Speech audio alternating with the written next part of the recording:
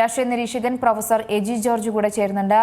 Shri AG George, bomb സ്ഫോടന കേസിലെ പ്രതിയാണ് ഇപ്പോൾ ബ്രാഞ്ച് സെക്രട്ടറിയാക്കി CPM തെരഞ്ഞെടുത്തിരിക്കുന്നത്. ഈ ഒരു തെരഞ്ഞെടുപ്പൊക്കെ നമുക്ക് പ്രതീക്ഷിക്കാം. ഇതിലപ്പുറവും പാർട്ടിയിൽ നിന്ന് പ്രതീക്ഷിക്കേണ്ട ഒരു അവസ്ഥയിലേക്ക് തന്നെയാണ് ഓരോ നിമിഷവും കടന്നു പോകുമ്പോൾ പാർട്ടിയിൽ സംഭവിച്ചുകൊണ്ടിരിക്കുന്നത്. പക്ഷേ തിരുത്താൻ അവർ തയ്യാറാകുന്നില്ല. വീണ്ടും പ്രതിസ്ഥാനത്ത് അല്ലെങ്കിൽ പ്രതിപട്ടികയിലുള്ള ആളുകളെ ഇത്തരത്തിൽ തെരഞ്ഞെടുക്കുമ്പോൾ ഭാവിയിലെ കാര്യങ്ങൾ എങ്ങനെയായിരിക്കും ഉണ്ടാവുക? ഇനിയും സ്ഫോടനങ്ങൾ അരങ്ങേറില്ലേ?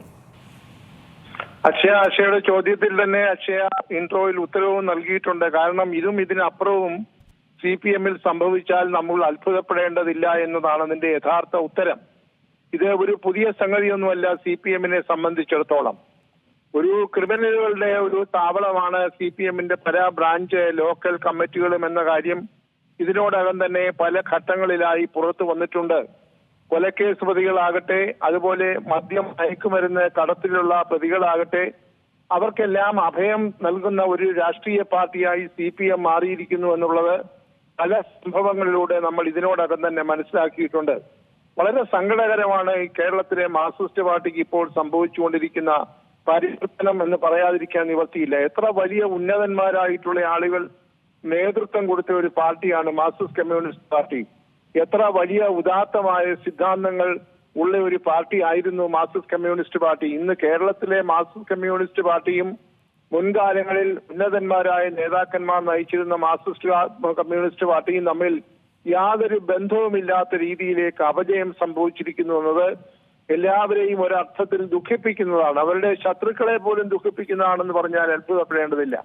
അക്ഷയ, ഇവിടെ നമ്മൾ കാണേണ്ടത്, ഇവിടെ ഒരു ഒറ്റപ്പെട്ട സംഭവം എന്നൊക്കെ അവർ പറഞ്ഞൊഴിയാമെങ്കിൽ പോലും ക്രിമിനലുകൾ ധാരാളമായിട്ട് ഉൾപ്പെട്ടു നിൽക്കുന്നതായിട്ടുള്ള ഒരു നേതൃനിരയെ ഇപ്പോൾ മാർക്സിസ്റ്റ് പാർട്ടിക്കുണ്ട് എന്ന് പറഞ്ഞാൽ അത് ഒട്ടും അതിശയോക്തിയില്ല. നമുക്കറിയാമല്ലോ, കോളേജുകളിലൊക്കെ പല കേസുകളിലും ഉൾപ്പെട്ടതായിട്ടുള്ള ക്രിമിനൽ കേസ് പ്രതികളാണ് വിദ്യാർത്ഥി സംഘടനകളിൽ പോലും പ്രവർത്തിക്കുന്നത്. ഓരോരുത്തരെയും പിച്ചാത്തിയും കളാരിയുമായി കോളേജ് ക്യാമ്പസിൽ പോലും വന്ന് പ്രതിയോഗികളെ ആക്രമിക്കുകയും കുത്തുകയും വെട്ടുകയും ഒക്കെ ചെയ്ത ആളുകൾ ഇപ്പോൾ യഥേഷ്ടം ഒന്നുകിൽ SFIയുടെ ജില്ലാ സെക്രട്ടറിയാണ്, അല്ലെങ്കിൽ CPM-ന്റെ DYFIയുടെ ബ്രാഞ്ച് സെക്രട്ടറിയാണ് എന്നതൊക്കെ സാധാരണ സംഭവമായി കഴിഞ്ഞിരിക്കുന്നു. പത്തനംതിട്ടയൊക്കെ നമുക്കറിയാമല്ലോ, കള്ളക്കടത്തിലും കൊലക്കേസിലും ഒക്കെ പ്രതികളായി മറ്റു പാർട്ടികൾ ഉണ്ടായിരുന്നവരെ പോലും ഇവിടെ ഒരു മന്ത്രിയുടെ അധ്യക്ഷതയിൽ തന്നെ മാലയിട്ട് സ്വീകരിച്ചതൊക്കെ അക്ഷയെ പോലുള്ള മാധ്യമ പ്രവർത്തകർ മുൻപ് റിപ്പോർട്ട് ചെയ്തിട്ടുള്ളതാണ്. അതിന്റെ വിശദാംശങ്ങളിലേക്ക് ഞാൻ പോകുന്നില്ല. ഒന്നുകൂടെ നമ്മൾ കാണണം, ഈ അടുത്ത കാലത്താണല്ലോ വടകര ഒരു മുൻ മന്ത്രി ജയിലിലേക്ക് ആഘോഷപൂർവ്വം കൊലക്കേസിലെ പ്രതികളെ യാത്രയാക്കുന്ന രംഗം താങ്കളുടെ മീഡിയ ഉൾപ്പെടെ കാണിച്ചതാണല്ലോ. ഇവിടെ ഒരു മുൻ മന്ത്രിയാണ് അത് ചെയ്തതെന്ന് ഓർക്കണം. അതുപോലെ തന്നെ ഇപ്പോൾ മന്ത്രിസഭയിലുള്ള ഒരു മന്ത്രിയാണ് പത്തനംതിട്ട ജില്ലയിൽ ഈ പറഞ്ഞ ക്രിമിനൽ കേസ് പ്രതികളെ മാലയിട്ട് സ്വീകരിച്ച് പാർട്ടിയിലേക്ക് എടുത്തത്. ഈ തരത്തിൽ അപജയം സംഭവിച്ചുകൊണ്ടിരിക്കുന്ന ഒരു മാർക്സിസ്റ്റ് കമ്മ്യൂണിസ്റ്റ് പാർട്ടിയുടെ ഒരു ഏരിയ സെക്രട്ടറിയായി ബോംബ് കേസിലെ പ്രതി വന്നു എന്ന് പറയുന്നത് സാധാരണക്കാരെ സംബന്ധിച്ചിടത്തോളം ഒരു വാർത്തയല്ല എന്ന് സങ്കടകരമായി പറഞ്ഞുകൊള്ളട്ടെ. ആ തരത്തിലേക്ക് പാർട്ടി മാറിക്കഴിഞ്ഞിരിക്കുന്നു. ഇപ്പോൾ കണ്ടില്ലേ ഓരോരോ സംഭവങ്ങൾ വെളിയിൽ വരുന്നത്. പോലീസ് സ്റ്റേഷനുകളിലൊക്കെ ഇപ്പൊ പോലീസുകാരല്ല, പോലീസ് ഗുണ്ടകളാണ്. ഗുണ്ടാ പോലീസാണോ പോലീസ് ഗുണ്ടയാണോ എന്നുള്ള ചോദ്യത്തിനാണ് നമ്മൾ ഉത്തരം കാണേണ്ടത്. ഇപ്പോൾ ഏറ്റവും ഒടുവിൽ തിരുവനന്തപുരത്ത് നിന്ന് വരുന്ന ഒരു വാർത്ത അക്ഷയ ശ്രദ്ധിച്ചിട്ടുണ്ടെന്ന് ഞാൻ വിചാരിക്കുന്നു. പേരൂർക്കട പോലീസ് സ്റ്റേഷനിൽ പോലീസ് ഉദ്യോഗസ്ഥന്മാർ ഒരു തിരക്കഥ ഉണ്ടാക്കി ഒരു ഹരിജൻ വിഭാഗത്തിൽപ്പെട്ട ഒരു പാവപ്പെട്ട സ്ത്രീയെ മാനസികമായും ശാരീരികമായും പീഡിപ്പിച്ച ഒരു സംഭവം ഇപ്പോൾ പുറത്ത് വന്നുകൊണ്ടിരിക്കുന്നു. അപ്പോൾ പോലീസ് സേനയിൽ ഗുണ്ടായിസം, ഗുണ്ടകൾ പോലീസുകാരാകുന്നു, പോലീസുകാർ ഗുണ്ടകളാകുന്നു. നമ്മളൊക്കെ കണ്ടല്ലോ, ഇടിച്ച ആളുകളുടെയൊക്കെ ചങ്ക് കലക്കുന്ന രീതിയിൽ പോലീസ് പ്രവർത്തിക്കുമ്പോൾ യാതൊരക്ഷരം അതിനോട് പ്രതികരിക്കാതെ ഇതാ ഇന്നും ബഹുമാനപ്പെട്ട മുഖ്യമന്ത്രി പോലീസ് മന്ത്രി നിശബ്ദനായി കഴിയുകയാണ്. അദ്ദേഹത്തിന്റെ യോഗത്തിൽ ആളുകളില്ലാതെ പോകുന്നെങ്കിൽ അദ്ദേഹം ക്ഷോഭിക്കുന്ന ഒരു മന്ത്രി, മൈക്കിന് കേടായാൽ ക്ഷോഭിക്കുന്ന ഒരു മന്ത്രി ഇതാ ഇപ്പോൾ ആളുകളെ ഇടിച്ച് ചതച്ച് ജീവച്ഛവങ്ങളായി ജീവിക്കുന്ന ആളുകളുടെ കഥ കേട്ടിട്ട്, സംഭവങ്ങൾ അനാവരണം ചെയ്യപ്പെട്ടിട്ട് ദൃശ്യങ്ങൾ പുറത്തു വന്നിട്ട് അദ്ദേഹം ഈ നിമിഷം വരെ ഒരു അക്ഷരം മിണ്ടുന്നില്ലല്ലോ. എങ്ങോട്ടാണ് അക്ഷയ നമ്മുടെ ഈ കൊച്ചു സംസ്ഥാനം പോകുന്നത്? ദൈവത്തിന്റെ സ്വന്തം നാട് എന്ന് പ്രചരിപ്പിക്കുന്ന നാട്ടിൽ അങ്ങനെയുള്ള നെഞ്ചിൽ കൈവച്ചുകൊണ്ട് എനിക്കോ അക്ഷയക്കോ നമ്മുടെ ഈ സംസ്ഥാനത്തെ കുറിച്ച് അഭിമാനിക്കാൻ വകയുണ്ടോ? ഏതുതരം വാർത്തകളാണ് ഇപ്പോൾ ഓരോ ദിവസവും വന്നുകൊണ്ടിരിക്കുന്നത്? ലോകമെമ്പാടുമുള്ള മലയാളികൾ ഇത് കണ്ടുകൊണ്ടിരിക്കുകയാണ്. പോലീസ് സ്റ്റേഷനിലൊക്കെ നടക്കുന്ന കാര്യങ്ങൾ, ദൃശ്യങ്ങൾ പുറത്തു വരുന്നത് കാണുമ്പോൾ ആരുടെ ചങ്കാണ് പൊട്ടിപ്പോകാത്തത്?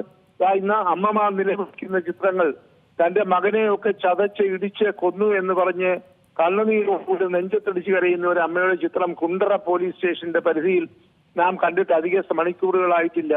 ഇതെല്ലാം നിത്യ സംഭവങ്ങളായിരിക്കുന്നു. അപ്പോൾ ഇതുപോലെ ബോംബ് കേസിലെ പ്രതികൾ, കൊലക്കേസിലെ പ്രതികൾ, മദ്യം, മയക്കുമരുന്ന്, LSD തുടങ്ങിയതായിട്ടുള്ള വ്യാപാരത്തിൽ ഏർപ്പെട്ടിരിക്കുന്നവർ, ഇതൊക്കെ ഏരിയ സെക്രട്ടറിമാരും ബ്രാഞ്ച് സെക്രട്ടറിമാരും ഒക്കെ ആയാൽ അവരെ സംബന്ധിച്ചിടത്തോളം അവർ സുരക്ഷിതരാണ്, അവർക്ക് പാർട്ടി സംരക്ഷണം കൊടുക്കും എന്ന കാര്യത്തിൽ നല്ല ഉറപ്പുള്ളത് കൊണ്ടാണ് ഈ തരത്തിലുള്ള പ്രവണതയിലേക്ക് പോകുന്നത്. അവർ ഒരിക്കൽ പറഞ്ഞത് നമുക്കെല്ലാം അറിയാമല്ലോ. അവർക്ക് സ്വന്തം മാർക്സിസ്റ്റ് കമ്മ്യൂണിസ്റ്റ് പാർട്ടിക്ക് സ്വന്തം കോടതിയുണ്ട്, സ്വന്തം പോലീസുണ്ട്. ഇപ്പൊ അറിയാമല്ലോ, തീവ്രത അളക്കുന്ന യന്ത്രം വരെ അവരുടെ കയ്യിലുണ്ട്. ആ തീവ്രതയിലൊക്കെ പെട്ട പ്രതികളൊക്കെ ഇന്ന് സർക്കാരിന്റെ 40 ലക്ഷം രൂപ വിലയുള്ള കൊടിയേറ്റ കാറുകളിൽ തെക്ക് വടക്ക് സഞ്ചരിക്കുന്ന, ഉന്നത പദവികളിൽ ഇരിക്കുന്ന, താക്കോൽ സ്ഥാനങ്ങളിൽ ഇരിക്കുന്നവരൊക്കെ കേസുകൾ, ഇതുപോലെയുള്ള പീഡന കേസുകളിൽ വരെ പ്രതിയായിട്ടുള്ളവരുണ്ട്. അവരുടെ ഒന്നും പേരുകൾ ഞാനിപ്പോൾ വെളിപ്പെടുത്താൻ ഉദ്ദേശിക്കുന്നില്ല. അതുകൊണ്ട് അക്ഷയ, മാർക്സിസ്റ്റ് കമ്മ്യൂണിസ്റ്റ് പാർട്ടിയിൽ ബോംബ് കേസുകളിലെ പ്രതികളും കൊലക്കേസ് പ്രതികളും മറ്റു തരത്തിലുള്ള മദ്യമയക്കുമരുന്ന് കടത്തു സംഘത്തിലെ അല്ലെങ്കിൽ സ്വർണം പൊട്ടിക്കൽ സംഘത്തിലെയൊക്കെ ആളുകൾ ഉൾപ്പെട്ടിരിക്കുന്നു എന്നതൊരു സാധാരണമായ സംഭവമായിരിക്കുന്നു.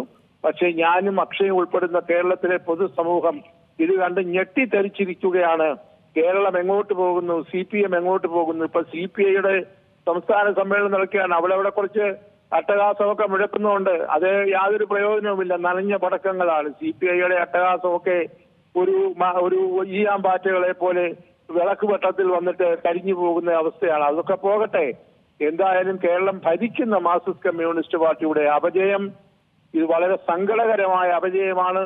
കേരളം എങ്ങോട്ട് പോകുന്നു എന്നതിനെ കുറിച്ച് ഇടപെട്ട് ചോദിക്കുകയാണ് ഒരു കാര്യം കൂടെ. കാരണം ഈ ഒരു അമൽ ബാബുവിന്റെ ഒരു 2024 കേസ് പരിശോധിക്കുമ്പോൾ തന്നെ അന്ന് പാർട്ടിയും അല്ലെങ്കിൽ പോലീസും ഈ ഒരു അമൽ ബാബുവിനെ ജാമ്യം വിളിക്കാനുള്ള ഒരു സാധ്യതകൾ അല്ലെങ്കിൽ സൗകര്യം പോലീസ് തന്നെ ഒരുക്കി എന്നുള്ള ഒരു ആരോപണം അന്നേ ഉയർന്നതാണ്. പക്ഷേ കൃത്യമായ അല്ലെങ്കിൽ ധൈര്യത്തോടെ ഈ പ്രതിസ്ഥാനത്ത് വരുന്നവർക്കെതിരെ നടപടിയെടുക്കാൻ ഇന്നും കൈവിറക്കുകയാണ് പാർട്ടിയിലെ മുതിർന്ന നേതാക്കൾക്കൊക്കെ. എന്തുകൊണ്ടാണ് അവർ ഇത്രയും പ്രതിസ്ഥാനത്ത് വരുന്ന ആളുകളെ വീണ്ടും അവർക്ക് കൂടുതൽ സൗകര്യങ്ങൾ ഒരുക്കി അവർക്ക് വീണ്ടും പദവികൾ കൊടുത്ത് ഇങ്ങനെ പൂവിട്ട് പൂജിക്കുന്നത്?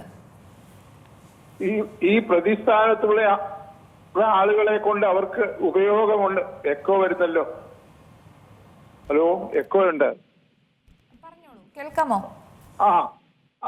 കേൾക്കാം. എക്കോ നിങ്ങൾ ടെക്നിക്കൽ നോക്കണം. എക്കോ വരുന്നു. ഞാനൊന്ന് ഇടപെടുകയാണ്. എന്തായാലും എജി ജോർജിലേക്ക് തന്നെ തിരിച്ചെത്താം. ഇപ്പോൾ അദ്ദേഹം പറഞ്ഞതുപോലെ തന്നെ പാർട്ടിയിൽ നടക്കുന്ന കുറേയധികം പ്രശ്നങ്ങൾ അത് അവർ സൃഷ്ടിക്കുന്നതും പരിഹരിക്കുന്നതും അവർ തന്നെയാണ്. എന്തായാലും ഇതിന്റെ ഒരു പരിഹാരം ഉടൻ വന്നില്ലെങ്കിൽ തന്നെ തല കുനിച്ചു നിൽക്കേണ്ട സർക്കാരിന് വീണ്ടും ഉയർന്നു വരാൻ പറ്റില്ല എന്ന് തന്നെയാണ് മനസ്സിലാകുന്നത്. ശ്രീ എജി ജോർജ്, കേൾക്കാമോ? കേൾക്കാം. ഇപ്പോൾ ശരിയായെന്ന് മനസ്സിലാക്കുന്നുണ്ട്. താങ്കൾക്ക് ശരിയായിട്ടില്ല. എക്കോ ഉണ്ട്. ഓക്കെ, ശരി. എന്തായാലും സാങ്കേതികമായ ചില തടസ്സങ്ങൾ മൂലം ഞാനൊന്ന് ഇടപെടുകയാണ്. എന്തായാലും അദ്ദേഹം പറഞ്ഞതുപോലെ തന്നെ കണ്ണൂർ പാനൂർ ബോംബ് കേസിലെ പ്രതിയായ CPM ബ്രാഞ്ച് സെക്രട്ടറിയായി തെരഞ്ഞെടുത്തിരിക്കുകയാണ്. ഏറ്റവും പുതിയ വാർത്തകളും വിശേഷങ്ങളും വിരൽത്തുമ്പിലറിയാൻ Zee മലയാളം ന്യൂസ് എല്ലാ ഡിജിറ്റൽ പ്ലാറ്റ്ഫോമുകളിലും ലഭ്യം.